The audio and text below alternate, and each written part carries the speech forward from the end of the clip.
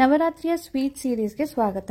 ನಾನು ದಿನ ಒಂದೊಂದು ಸ್ವೀಟ್ ಅನ್ನ ಮಾಡಿ ನೈವೇದ್ಯ ಮಾಡ್ತೀನಿ. ಇವತ್ತು ಡೇ 1ಗೆ ಜಲೇಬಿ ಮಾಡಿದ್ದೆ. This is instant jalebi. ಬನ್ನಿ ಇದನ್ನ ಹೇಗೆ ಮಾಡೋದು ನೋಡೋಣ. ಟೇಬಲ್ ಸ್ಪೂನ್ ಮೆಜರ್ಮೆಂಟ್ ಅಲ್ಲಿ 8 ಸ್ಪೂನ್ ಅಷ್ಟು ಮೈದಾ ಹಿಟ್ಟನ್ನ ತಗೊಂಡಿದ್ದೀನಿ. ಟೇಬಲ್ ಸ್ಪೂನ್ ಮೆಜರ್ಮೆಂಟ್ ಅಲ್ಲಿ 2 ಸ್ಪೂನ್ ಗಟ್ಟಿ ಮೊಸರು, ನೀರಿರಬಾರ್ದು. ಟೀ ಸ್ಪೂನ್ ಮೆಜರ್ಮೆಂಟ್ ಅಲ್ಲಿ 1/4 ಚಮಚ ಅಡಿಗೆ ಸೋಡಾ. ಇಷ್ಟನ್ನ ನಾವು ಚೆನ್ನಾಗಿ ಮಿಕ್ಸ್ ಮಾಡಿಕೊಂಡು ಎಷ್ಟು ನೀರು ಬೇಕೋ ಅಷ್ಟು ನೀರು ಹಾಕಿ ಗಟ್ಟಿಯಾಗಿ ಕಲಿಸ್ಕೊಳ್ಬೇಕು.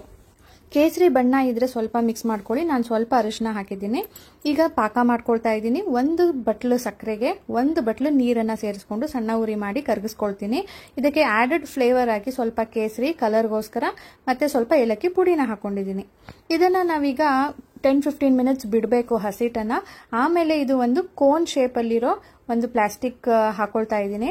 ಇದು ನೀವು ಇಲ್ಲ ಈ ತರದ್ದು ಅನ್ನೋ ಹಾಗಿದ್ರೆ ಹಾಲಿನ ಕವರ್ ಅಲ್ಲಿ ಕೂಡ ಹಾಕೊಳ್ಬಹುದು.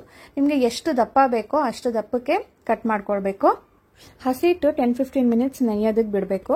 ಇಲ್ಲಿ ಸಕ್ಕರೆ ಕರಗಿದೆ, ಇದನ್ನ ಆಫ್ ಮಾಡ್ಕೊಂಡಿದ್ದೀನಿ. ಇದು ಜಿಡ್ ಇರ್ಬೇಕಷ್ಟೇನೆ, ಒಂದೆಳೆ ಪಾಕ ಆಗಬಾರ್ದು. ಇದಕ್ಕೆ ಒಂದು ಚೂರು ನಿಂಬೆಹಣ್ಣು ಜ್ಯೂಸ್ ಹಾಕ್ತಾ ಇದ್ದೀನಿ, ಯಾಕೆಂದ್ರೆ ಅದು ಕ್ರಿಸ್ಟಲ್ ಆಗ್ಬಿಡಬಾರ್ದು, ಗಟ್ಟಿ ಆಗಬಾರ್ದು ಅಂತ ಹೇಳ್ಬಿಟ್ಟು ಆಫ್ ಮಾಡಿ ಮಿಕ್ಸ್ ಮಾಡ್ಕೊಳ್ತಾ ಇದ್ದೀನಿ. ಎಣ್ಣೆ ಮೀಡಿಯಂ ಬಿಸಿ ಇರಬೇಕು. ಪ್ಯಾನ್ ಅಲ್ಲಿ ತಗೊಳ್ಬೇಕು.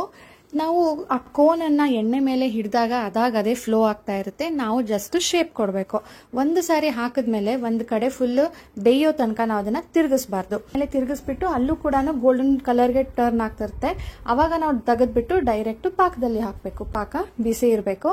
ಪಾಕದಲ್ಲೂ ಕೂಡ 2 ಮಿನಿಟ್ಸ್ ಫ್ಲಿಪ್ ಮಾಡಿಬಿಟ್ಟು ಆಮೇಲೆ ತೆಗೆದ್ಬಿಟ್ರೆ ಇನ್ಸ್ಟೆಂಟ್ ಜಲೇಬಿ ರೆಡಿ.